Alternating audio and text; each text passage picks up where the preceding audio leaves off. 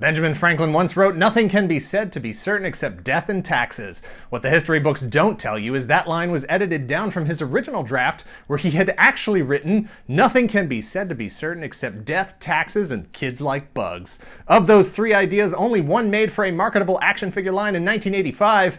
Hi, I'm Dan Larson, and this is the history of Sectaurs, Warriors of Symbion.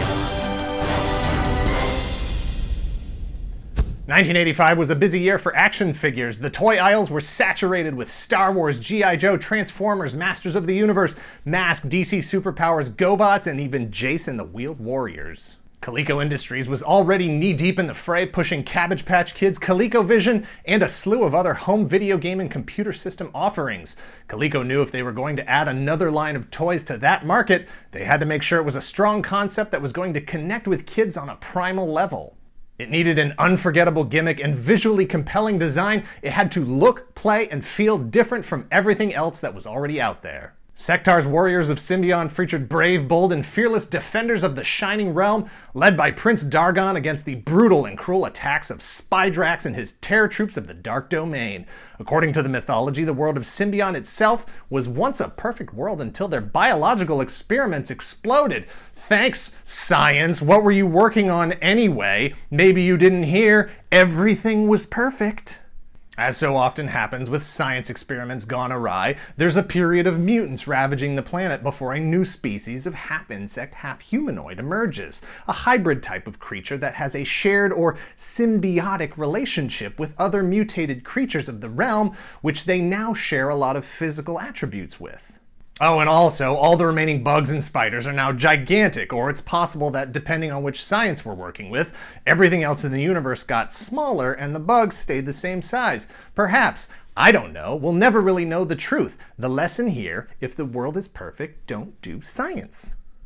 Sectaurs action figures hit shelves in 1985. There were 5 basic figures packed with a slew of weapons, a shield, and enough holsters and sheaths to accommodate all their gear when they went into combat.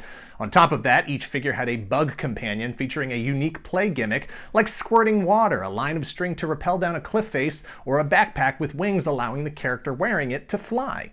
As innovative as the figures were, the real draw was the vehicles. The 4 deluxe figures were really just accessories boxed with literal hand puppet giant bugs for the figures to ride into battle, pushing the symbiotic theme of the line to its extent as, according to the box, the battle was in your hands because your hand was in the puppet bringing it to life.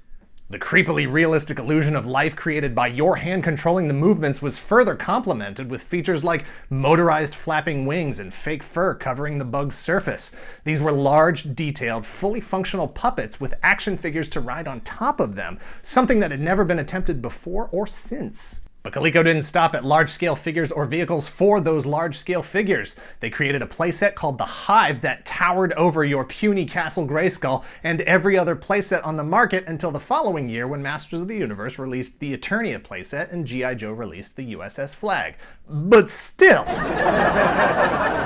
The toys hit shelves in the spring of '85, and to help them along to build up the mythology, a series of mini-comics were included with each figure, just as Masters of the Universe had done previously, and were still doing. Also, just like Masters of the Universe and every other toy line on the market, Sectaurs was assisted by an 8-issue comic book series produced by Marvel beginning in June of 1985, just as kids were getting out of school and looking for something to read.